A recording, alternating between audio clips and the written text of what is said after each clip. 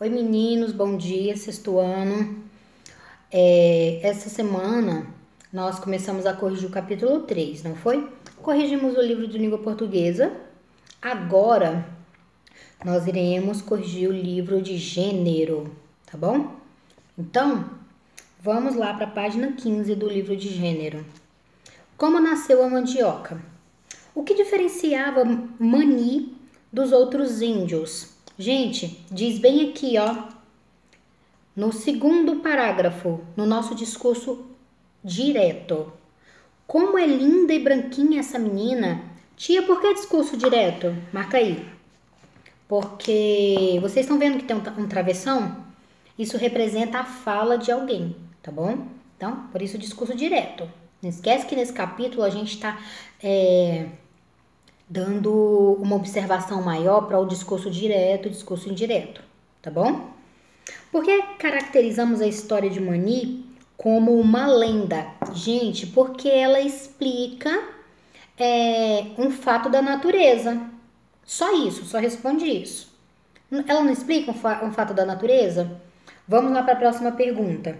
Qual é o fato da natureza que a narrativa procura explicar?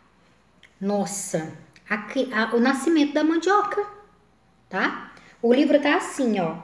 O nascimento da mandioca, uma raiz bastante nutritiva e muito utilizada na alimentação indígena. Resposta desnecessária de grande, né? Coloca só aí o nascimento da mandioca, porque quando você lê o texto é isso que você compreende. O texto, como nasceu a mandioca, corresponde a uma narração ou a um relato. Coloca aí a narração, porque ela conta algo fictício, tá bom? Tia, qual a diferença da narração para o relato? Pessoal, narração.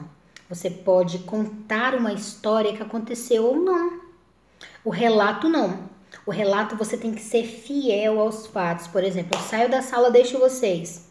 Aí, digamos que o Caio vai lá e apronta. Vocês chegam e me contam exatamente o que o Caio fez, não é? Então, o que acontece? Vocês estão me relatando uma história. Mas aí, a Yasmin decidiu narrar sobre a viagem dela para o Japão. Será que você foi para o Japão, Yasmin? Acho que não, né? A tia Camila também ainda não. Então, ela vai contar algumas coisas, alguns fatos fictícios, tá bom? Essa é a diferença de narrar e de relatar. Relatar totalmente verdadeiro. Então, quando vocês forem contar alguma coisa para os pais de vocês, relatem os fatos. Nada de ficar narrando, não, tá bom? É até bom a gente ter falado sobre isso, porque olha só, para vocês compreenderem o que é semântica, é o sentido das palavras. Em literatura, as palavras elas têm sentidos dúbios, duplos sentidos. Como assim, tia Camila? Às vezes, eu posso virar para uma pessoa e falar: meu Deus do céu, como você é narrativo? E eu tô querendo dizer que a pessoa é imaginário, que ela mente. Não é melhor do que eu ficar falando: nossa, fulano, mentiroso? Entendeu? Como é importante as palavras dentro da literatura. O que diferencia os nossos textos literários de um texto de reportagem, de um texto científico, de um texto de qualquer outra matéria, é que na nossa matéria a gente pode ousar, né? A gente pode usar algumas palavras vocabularizadas para ofender. Você pode usar a palavra narração, por exemplo, na intenção de chamar o outro de mentiroso, entendeu? Então, vamos voltar para o conteúdo. O que significa dizer que o túmulo era regado com águas e lágrimas? Significa dizer que os pais sentiam muita saudade. Essa é a resposta. Por quê? Porque lágrima remete à saudade. Não sei se vocês já perderam alguém na vida. Algum parente se foi, nunca mais voltou. Mas se perderam, com certeza vocês já choraram de saudade deles, né? E aí caem lágrimas. Isso significa o quê? Saudade, tá bom? Vamos para o próximo texto, lá na página 16, o negrinho do pastoreiro. E a pergunta número 1 na página 17. Identifique na lenda do pastoreiro um exemplo de discurso indireto. Lembra que tinha falado no texto anterior sobre o discurso direto que vinha com travessão? Aqui ele está querendo um indireto, né? O que é um discurso indireto? Aquele em que eu conto a fala de alguém, tá bom? Então, olha só. Deixa eu diferenciar 2 exemplos para vocês compreenderem melhor. Eu viro e falo assim: minha mãe disse para que o menino levantasse do chão. Discurso indireto, tá? Agora o discurso direto. Menino, levante-se do chão. Viu? Eu estou falando. Tia, como isso se diferencia no papel, na literatura? O discurso direto ele vem acompanhado de travessão, indireto não. Um exemplo de discurso indireto que a gente pode ver aqui, ó, lá no primeiro parágrafo, conta 4 linhas. Vai até o final do período. Foram? Então, olha só. O menino não tinha mais nem padrinhos e por isso dizia que a Virgem, Nossa Senhora, era sua madrinha e nela tinha muita fé. Isso é um discurso indireto, tá bom? Então, por quê? Porque ele conta o que o menino dizia. Ele deixa bem claro que o menino é quem dizia isso, mas ele não tá botando assim como se o menino estivesse falando Maria é minha madrinha. Tia, como eu transformo esse discurso indireto em direto? Era só colocar um parágrafo e colocar assim. Vamos dar um nome pro menino? Não, já tem um nome ali, ó. O negrinho do pastoreiro então diz, travessão, Maria é minha madrinha. Entendeu a diferença do direto pro indireto? Olha no livro, depois do que eu acabei de falar, que vocês vão entender melhor. Tá bom? Então, marque isso daí que é a resposta. Para que provavelmente os pobres estavam torcendo. Para quem provavelmente os pobres estavam torcendo. E por quê? Gente, eles estavam torcendo para o vizinho. E por quê? Porque se o vizinho conseguisse, eles seriam contemplados, né? Se ele conseguisse o prêmio, eles seriam contemplados também. E aí, aquela ajuda ficaria ali mesmo, tá? Então, tia, como eu coloco? Viu que tem 2 perguntas? Para quem provavelmente os pobres estavam torcendo. Coloca aí, para o vizinho. Colocou? E por quê? Porque seriam contemplados com a doação do prêmio. E se o fazendeiro mal vencesse, ficariam com todo o prêmio e não faria doações. Tá bom? 3. O negrinho era pequeno, mal alimentado e sofria excessivos castigos físicos. Nessas condições, uma criança provavelmente não sobreviveria. Por que você acha que o negrinho sobreviveu?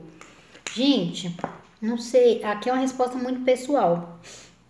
Mas no texto eu percebo que ele deixa bem claro que o menino sobreviveu pela fé que ele tinha, tá? Então, a fé fez com que ele sobrevivesse. Se você não colocou nada, bota isso aí porque tem uma relação legal. Se alguém colocou algo diferente, me conta, tá bom? Por que você acha que só ao presenciar o milagre o fazendeiro pediu perdão ao negrinho? Novamente, pessoal, eu acho que ele pediu perdão porque ele não tinha fé, entendeu? E ele era uma pessoa arrogante, déspota, uma pessoa muito pretensiosa. Tia Camila, não sei o que é um déspota. Déspota. Dicionário. Vai procurar o que é, se você ficou curioso, tá bom? E aí, quando ele viu que o menino conseguiu vencer, que ele não esperava que um menino tão mirrado, tão magrinho vencesse, ele acabou acreditando, né? 5. Até hoje, algumas pessoas, quando precisam encontrar algo perdido, acendem uma vela ao negrinho, acreditando que ele vai ajudá-las. Muitas crendices têm origens nas narrativas fantásticas, como é o caso de Negrinho do Pastoreiro. Pesquise e registre em seu caderno um exemplo disso. Eu nem preciso pesquisar para ir longe. Um exemplo disso aqui é São Longuinho, né? A história de São Longuinho, que as pessoas dizem, será, talvez vocês já até ouviram dentro de casa a mãe contar, que ela fala assim, São Longuinho, se você achar tal coisa, eu vou dar 3 pulinhos. Crendice, entendeu? Então, tem muitas histórias que são criadas em cima dessas crendices populares, tá bom? Texto 3. A Caixa de Pandora da mitologia grega. Na página 17. Vamos para 18. A narrativa fornece uma explicação para um acontecimento. Que acontecimento é esse?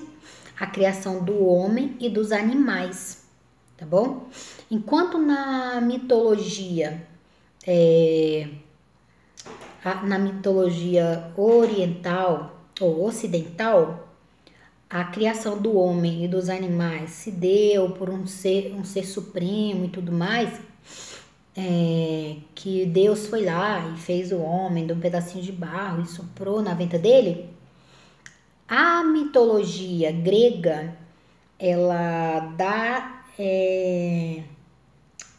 dá continuidade a essa criação a partir da Caixa de Pandora, tá bom? Então, tia, qual é a resposta da 1? A criação do homem e dos animais, tá bom? Vamos lá. O acontecimento narrado na lenda possui várias outras versões, algumas de cunho religioso, outras não. Pesquise e escreva em seu caderno uma outra versão para esse acontecimento. Tia Camila acabou de contar, né? Uma outra versão é a versão de que um ser supremo foi lá, fez um bonequinho de barro e esse bonequinho de barro criou vida, tá bom? E tem muitas outras, tem na cultura africana, na cultura nórdica, todas as outras culturas, na cultura do índio, eles têm uma explicação lógica para eles, tá bom? Para a criação do homem. Então, e aí, depois de tudo isso, vem os cientistas contestando esses pensamentos míticos. Vamos lá, continue. Responda em seu caderno por que Zeus ficou furioso com a obra dos irmãos. Olha só, porque ele queria que o homem fosse inferior, tá bom?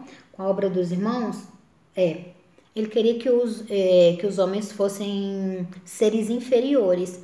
Olha o que a resposta do livro diz. Porque queria que o homem fosse inferior aos titãs, para que eles se submetessem. Com o domínio do fogo, o homem já possuía inteligência, teria algum controle sobre a natureza e não seria totalmente submisso aos titãs. Então, o que é que você pode colocar aí para colocar essa resposta tão gigante? Porque ele queria que o homem fosse inferior a ele, para que sempre se submetesse aos titãs. Só isso tá ótimo, tá bom? 4. No trecho abaixo, substitua a palavra destacada por outra sem que altere o sentido da frase. Pessoal, essas atividades que pedem para vocês fazer essas trocas, o objetivo maior delas, sabe qual é? É que vocês aprendam o sentido da palavra. Aprendam a lidar com palavras sinônimas, tá bom? E afastar o uso das antônimas. Então, olha só. Eptemeu ficou encarregado de executar a criação dos seres. E Prometeu, por ser mais perspicaz, orientava e examinava o trabalho do irmão. Então, olha só. Perspicaz seria esperto, sagaz, não é? Então, você pode trocar por uma dessas duas palavras, tá bom? Na sua opinião, o que significa dizer que só a esperança ficou aprisionada na caixa? Isso seria bom ou ruim para a humanidade? Na minha opinião, quer dizer que a esperança, ela acabou ficando presa na caixa porque seria algo que é a última coisa a se esvair de nós, seres humanos. Isso é bom, tia, ou é ruim? Eu acho que é muito bom. Por quê? Porque muitas das vezes a gente precisa ter esperança nas coisas. Por exemplo, esse período que a gente está vivendo, né? A gente está precisando muito acordar todos os dias e pensar positivo. Essa semana, por exemplo, eu tive uma amiga próxima que teve problema com o vírus. Ela tá com o vírus e a esperança dela meio que se esvaiu. E ainda tinha um tiquinho assim lá no fundo. E eu conversando com ela, ela foi vendo que a esperança dela estava lá no fundo. E essa esperança que ela foi buscando dentro dela mostrou para ela o quê? Que ela podia lutar contra o vírus, que ela vai viver. Isso acalmou ela. Então, o fato da esperança continuar dentro da gente, ele ser a última coisa que sai, é importante, porque ele te ajuda a passar por alguns momentos que talvez você não conseguisse passar com tanta facilidade se você não tivesse a esperança, tá? Então eu acho que é uma coisa positiva por conta disso, tá bom? Os mitos são narrativas alegóricas. Será que alguém foi até o dicionário procurar o significado de alegórico? Fiquei curiosa agora. O ruim de não estar em sala de aula com vocês é isso, né? Porque eu não posso constatar determinadas coisas desse tipo. Criadas há centenas de anos para explicar o que, até então, era inexplicável. Com o surgimento das coisas e a ocorrência de fenômenos naturais, temporais, erupções vulcânicas, eclipses, etc. Pensando nisso, responda: o que esse mito pretende explicar? Gente, os males que afligem a humanidade. Só isso, coloque isso aí. Que agora eu vou explicar isso para vocês. Olha só. Cadê? Aqui no último parágrafo, acompanha comigo. Havia na casa de Epimeteu uma caixa muito bonita e bem lacrada.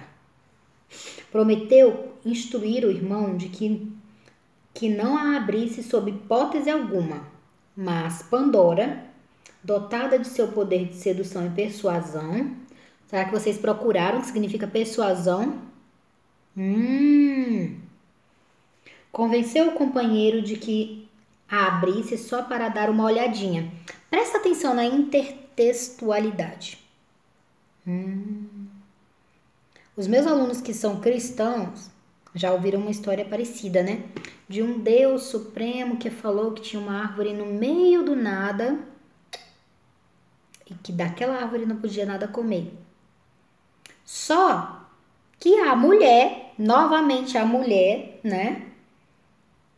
Muito perspicaz, convenceu o homem de comer o fruto.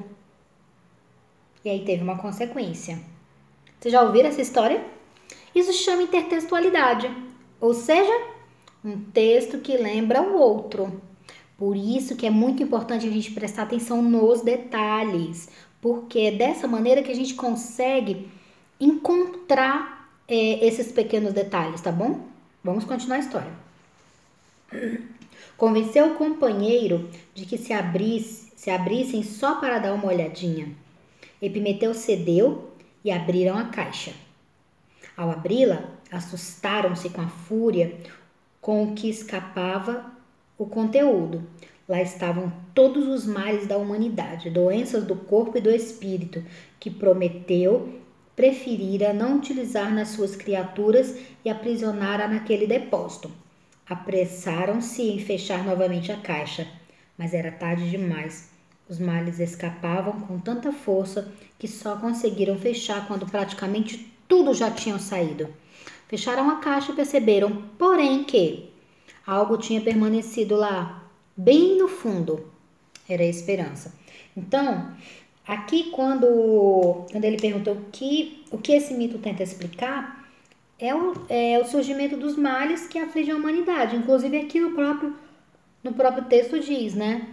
Então, nesse último trecho, vocês têm essa resposta. Além de terem essa resposta, vocês conseguem observar a questão da intertextualidade. Então, pessoal, capítulo 3 acabou, tá bom? Semana que vem, a tia Camila vai começar o capítulo 4 com vocês, tá? Que ele vai servir para nossa prova. Estudem o capítulo 3. Sobre ele vai cair bastante coisa no nosso teste, tá bom? Já se preparem, já comecem a estudar isso. E outra coisa, usem bastante o dicionário, bastante mesmo, porque é o dicionário que vai abrir o leque de curiosidade de vocês. Estou amando receber os trabalhos em vídeo, muita gente ainda não entregou, agora a nossa plataforma, ó, já está ok. Vocês vão subir esse trabalho para uma pasta e eu vou deixar lá arquivado bonitinho para vocês, tá bom? Porque no celular da tia Camila, a tia Camila tem que ler e apagar, tá bom? Então, semana que vem, eu vou deixar a semana toda para vocês subirem esse material. Porém, eu já estou avaliando de todo mundo que já me mandou. Combinado? Quem não mandou, vai subir direto para plataforma, tá bom? Então, esperem orientações minhas sobre essa questão de como subir, tudo direitinho, que eu vou estar explicando para vocês. Mas essa semana, vocês têm que entregar o texto 1 e o 2 do livro de língua portuguesa. As duas é hora de produzir.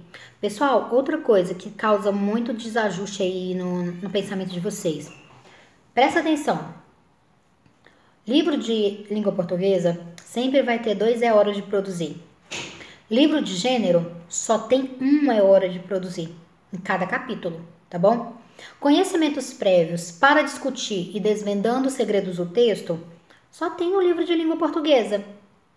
Texto 1, 2 ou 3 só tem no livro de gênero. Por que a tia tá falando isso? Porque às vezes eu vejo vocês fazerem umas perguntas assim que não são lógicas. E não é grosseria da tia Camila às vezes não querer responder. É porque vocês precisam ser observadores. O fato de vocês serem observadores ajuda muito na minha matéria. E se eu fico dando a resposta, vocês não conseguem virar pessoas observadoras. Entendeu? E as pessoas observadoras, elas saem à frente de muita gente. Combinado? Então, vamos observar mais isso, tá bom? Então, é isso. Espero que vocês tenham um excelente teste. Se preparem para ele, estudem bastante, tá bom? E até a nossa aula da semana que vem. Beijinho para vocês, turma!